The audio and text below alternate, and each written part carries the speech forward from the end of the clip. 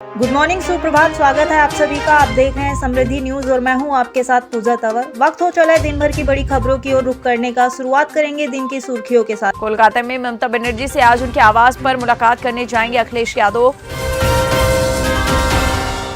उधर ऑस्ट्रेलिया से भारत घूमने आए 4 टूरिस्ट राजस्थान में कोरोना पॉजिटिव पाए गए। ये सभी टूरिस्ट सवाई माधोपुर के एक होटल में रुके थे, जिसके बाद से हड़कंप मचा हुआ है। कानपुर पहुंचे औद्योगिक विकास मंत्री नंद गोपाल नंदी से जब उमेश पाल हत्याकांड के शूटरों के बारे में सवाल किया गया तो वो चुप भी साथ ही रहे। इससे पहले नंद गोपाल नंदी ने कहा कि जब से योगी आदित्यनाथ ने उत्तर प्रदेश सरकार की भागदौड़ संभाली तब से गुंडे माफियाओं के खिलाफ लगातार कार्रवाई होती रही और आगे भी होती रही। इसी बीच माफिया अतीक अहमद को लेकर बड़ा खुलासा हुआ है। अतीक ने जेल के अंदर से प्रयागराज के एक बड़े नेता को फोन कर मदद मांगी थी। कहा, आप मेरा फोन क्यों नहीं उठा रहे। अतीक की आवाज सुनकर नेताजी ने फोन ही काट दिया। इधर उमेश पाल की पत्नी जया ने योगी सरकार से गुहार लगाते हुए कहा कि खून का बदला खून से ही होना चाहिए। जया ने बताया कि उसके बच्चों को अभी यही पता है कि पापा अस्पताल में हैं और वापस आ जाएंगे। इस बार बिहार पुलिस ने मुख्तार अंसारी को चोट दी है। मुख्तार के शूटर अंगद राय को बिहार के कैमूर जिले से गिरफ्तार किया गया है। इस मामले में सवाल ये उठ रहा है कि अंगद राय गिरफ्तार हुआ है या उसने ये सारा खेल यूपी पुलिस से बचने के लिए रचा। नौकरी के बदले जमीन घोटाले में बिहार के डिप्टी सीएम तेजस्वी यादव की याचिका पर दिल्ली हाईकोर्ट में सुनवाई हुई तो यादव ने कहा, मैं बिहार का उप मुख्यमंत्री हूँ, राज्य में बजट सेशन है, मेरी पत्नी की तबीयत ठीक नहीं, फिर भी मुझे यहाँ एक दिन के लिए आने के लिए कहा जा रहा है। अब इसके बाद ये तय हो गया कि इस 25 मार्च को व्यक्तिगत रूप से बिहार के deputy CM Tejashwi Yadav CBI headquarter में पेश होंगे, लेकिन उनकी गिरफ्तारी नहीं होगी। लालू परिवार को जमानत मिलने के बाद आरजेडी कार्यकर्ताओं ने जहां मिठाइयां बांटी तो वहीं चल रहे बजट सत्र में आरजेडी विधायक में धरना पर बैठे बीजेपी के विधायकों को लड्डू खिलाने की कोशिश की। इसके बाद विधानसभा परिसर में बवाल ही मच गया। सुशील कुमार मोदी ने लड्डू प्रकरण पर अपनी प्रतिक्रिया दी। कहा, यह राहत कोई न्यायिक जीत नहीं जिसका जश्न मनाकर भ्रम फैलाया जा रहा है। केंद्रीय मंत्री प्रहलाद जोशी ने कहा कि विपक्ष के पास कोई मुद्दा नहीं। जिस मुद्दे पर वित्त मंत्री ने बात की है उन्हीं मुद्दे को लेकर कुछ विषय उठाने की कोशिश कर रहे राहुल गांधी ने सदन का जो घोर अपमान किया उसके लिए उन्हें माफी मांगनी चाहिए। 4 महीने के बाद एक दिन में फिर से कोरोना की केस 700 से ज्यादा दर्ज किए गए। देश में करीब 4 महीने के बाद संक्रमण के 700 से अधिक मामले सामने आए। भारत के 9 जिलों में कोविड पॉजिटिविटी रेट 10% या उससे अधिक पहुंच गई। इसमें भी उत्तराखंड के पिथौरागढ़ में सबसे ज्यादा 25% पॉजिटिविटी रेट दर्ज किया गया। इसके बाद मिजोरम में, आइजोल में, हिमाचल प्रदेश में शिमला में, मंडी में, सोलन में और गुजरात में गिर सोमनाथ में दर्ज हुआ। अपने बयानों को लेकर विवादों में रहने वाले कर्नाटका के बीजेपी के एस ईश्वरप्पा ने फिर से विवादित बयान दिया और कहा, मुझे अजान की आवाज से सिर दर्द होता है। हमारी सरकार बनी तो मस्जिदों से लाउड स्पीकर हटा देंगे। अब बीजेपी नेता के इस बयान पर कांग्रेस ने भी पलटवार कर दिया। अलका लांबा ने कहा, यह सुधार भी अच्छा है। मुस्लिमों को हटाने की बात करने वाले सरकारों से मुस्लिमों को बाहर करने के बाद अब लाउड स्पीकर हटाने पर तो आए। कायरो सरकार अब भी तुम्हारी बीजेपी आरएसएस ही है, इंतजार किस बात का।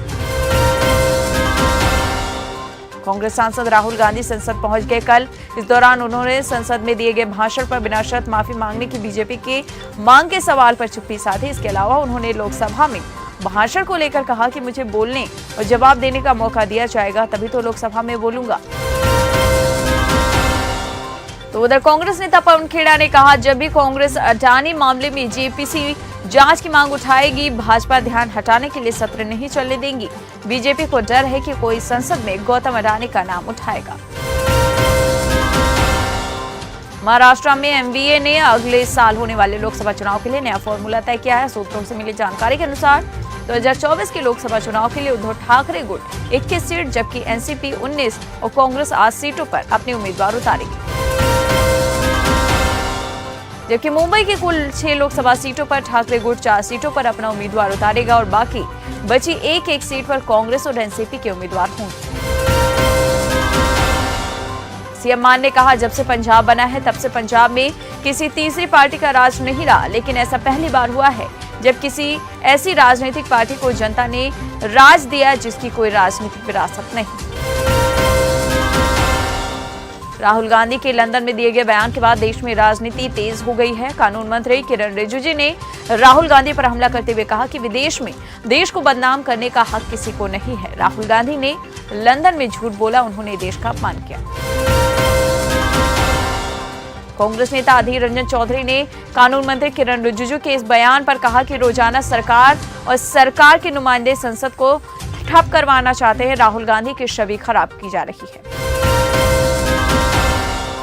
विपक्ष के नेता राज्यसभा मल्लिकार्जुन खड़गे ने सरकार पर आरोप लगाते हुए कहा कि संसद नहीं चलने देने और अडानी मामले में जेपीसी जांच को हमारी मांग को नजरअंदाज किए जाने की ये उनकी साजिश। खड़गे ने आगे ये भी कहा कि वे बेरोजगारी, मुद्रास्फीति के मुद्दों पर कोई चर्चा नहीं करना चाहते। इससे पहले कई मौकों पर पीएम मोदी विदेश में भारत के खिलाफ बोल चुके हैं। मेरी मेज पर लगा माइक 3 दिन से बंद है, ये सरकार प्रायोजित बाधा उत्पन्न करती है। अधीर रंजन चौधरी ने लोकसभा में स्पीकर को खत लिखकर ये बात कही है। बीजेपी ने पीएम मोदी का एक एनिमेटेड वीडियो जारी किया जिसमें यह दिखाया गया है कि विपक्ष की ओर से किए जाने वाले तल्ख एवं निजी टिप्पणियों की परवाह नहीं करते हुए पीएम मोदी भारत को 5,000 अरब डॉलर की अर्थव्यवस्था बनाने की राह पर अग्रसर है। आगामी लोकसभा चुनाव से पहले बीजेपी मुस्लिम समुदाय के दिलों में अपनी जगह बनाने की कवायद शुरू कर रही है।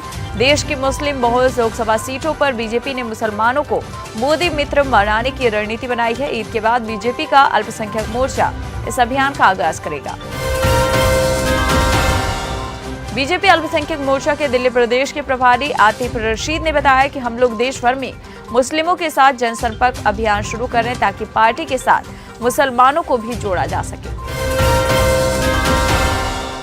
अब मोदी सरकार पूरा करेगी बिपिन रावत का डीम प्रोजेक्ट, चीनी सेना के सामने दीवार बनेंगे थिएटर कमांड। आपको बता दें, देश के पहले CDS general Bipin Rawat theatre command पर काम कर रहे थे। माना जा रहा है कि ये प्रोजेक्ट सरहद पर चीन और पाकिस्तान से आने वाले खतरों से निपटने में अहम रोल अदा करेगा। बिहार विधानसभा में नेता प्रतिपक्ष विजय कुमार सिन्हा ने कहा कि महागठबंधन सरकार के उद्योग मंत्री ने विधानमंडल के बजट सत्र में स्वीकार किया कि बिहार से निवेशक पलायन कर रहे हैं। ये बहुत ही दुर्भाग्यपूर्ण और गंभीर विषय है।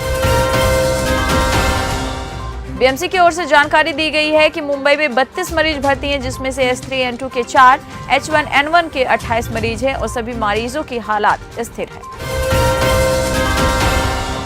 पश्चिम बंगाल में करोड़ों की गो तस्करी मामले में फंसे तृणमूल के बाहुबली नेता अनुब्रत मंडल के अकाउंट की मनीष कोठारी की मुश्किलें बढ़ गई हैं।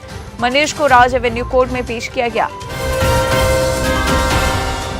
वहीं इस पूरे मामले पर मनीष ने कहा कि उन्होंने कुछ नहीं किया, वो बिल्कुल निर्दोष है। इतना कहकर वो पत्नी के गले लगकर रोने लगे। वहीं अनुब्रत ने कहा कि सारे पैसों का हिसाब मनीष को ही पता। जम्मू कश्मीर की पूर्व मुख्यमंत्री महबूबा मुफ्ती पूंछ जिले के नवग्रह मंदिर पहुंची और मंदिर में पूजा अर्चना की, जिसकी चर्चा जोरों पर है। महुआ मोइत्रा ने एक बार फिर से विस्फोटक ट्वीट कर दिया है। अब लोकसभा स्पीकर ओम बिरला पर निशाना साधा और कहा कि आश्चर्य की बात है कि लोकसभा स्पीकर ने विपक्षियों को सुनने से पहले ही सदन को स्थगित कर दिया। मैं 3 दिन से ऐसा ही देख रही हूँ, लोकतंत्र खतरे में है। सुधाकर ने दिया था नीतीश के खिलाफ बयान, अभी तक पार्टी की ओर से नहीं की गई कार्रवाई। राजद के उच्च पदस्थ सूत्रों ने बताया कि पार्टी ने सुधाकर को पार्टी से निलंबित करने पर राजद की सीटों में कमी आ जाएगी। देवरिया में कूड़े में फेंक दी गई सरकारी अस्पताल की दवाइयां, तो स्वास्थ्य विभाग ने शुरू की है जांच। बिहार में शहरी क्षेत्रों में मकान का नक्शा पास कराने की प्रक्रिया को ऑनलाइन करने के साथ ही समय अवधि भी अब तय कर दी गई। हालांकि ऑनलाइन प्रक्रिया अप्रैल महीने से शुरू होने की संभावना। द्वारका एक्सप्रेसवे के गुड़गांव भाग का 95% काम पूरा हो गया। ऐसे में माना जा रहा है कि अप्रैल तक इस पर वाहन दौड़ सकेंगे। उत्तर प्रदेश के जौनपुर पुलिस ने इनामी बदमाश आनंद को मुठभेड़ में मार गिराया। सुभाष यादव गैंग के अपराधी आनंद से पुलिस की मुठभेड़ हो गई। जांच में पता चला है कि असम बोर्ड की 10वीं की परीक्षा का सामान्य विज्ञान का प्रश्न पत्र व्हाट्सएप पर 3,000 रुपए तक में बेचा गया था। तेलंगाना राज्य लोक सेवा आयोग ने पेपर लीक होने के आरोपों के मद्देनजर 5 मार्च को आयोजित हुई सहायक अभियंता की परीक्षा बुधवार को रद्द कर दी। नेपाल में उपराष्ट्रपति पद के उम्मीदवार रामसहाय यादव पर आम सहमति बनाने के लिए 10 राजनीतिक दलों की बैठक बेनतीजा रही। उपराष्ट्रपति पद के लिए चुनाव 17 मार्च को। बिहार में हीट वेव और लू की चपेट से सावधान रहने का अलर्ट जारी किया गया है। स्वास्थ्य विभाग ने जिलों को आदेश जारी किया। IQ एयर की रिपोर्ट के अनुसार बिहार के पटना, दरभंगा, गया, भागलपुर, मुजफ्फरपुर, छपरा और हाजीपुर 50 सबसे प्रदूषित शहरों में से एक हैं, जिसमें भारत को 2022 में दुनिया के 8वें सबसे प्रदूषित देश के रूप में स्थान दिया गया है। तमिलनाडु में बिहारी मजदूरों के फेक वीडियो वायरल करने के आरोपी मनीष कश्यप गिरफ्तार होंगे। इस मामले में अब तक वो गिरफ्तारी से बचते रहे, लेकिन अब बिहार पुलिस ने उनके खिलाफ अरेस्ट वारंट जारी कर दिया है। राजस्थान में जाटों की महाकुंभ के बाद अब ब्राह्मण समाज की 19 मार्च को शहर के विद्याधर नगर स्टेडियम में महापंचायत होने जा रहा है। महापंचायत के लिए समाज के लोगों को पीले चावल बांटकर आमंत्रण दिया जा रहा है। भारतीय मूल के रवि चौधरी होंगे भारतीय वायुसेना के सहायक सचिव। और दिल्ली कैपिटल्स के IPL 2023 के लिए अपने कप्तान का ऐलान कर दिया। ऑस्ट्रेलियाई धुरंधर डेविड वार्नर इस सीजन में दिल्ली कैपिटल्स की कप्तानी करेंगे। दिल्ली कैपिटल्स के ट्वीट करके इस बात की जानकारी दी। इसके साथ ही दिल्ली कैपिटल्स ने अक्षर पटेल को टीम का उप कप्तान बनाया। तो आज की बात बस यहीं तक, कल फिर होगी मुलाकात। जय हिंद, जय भारत।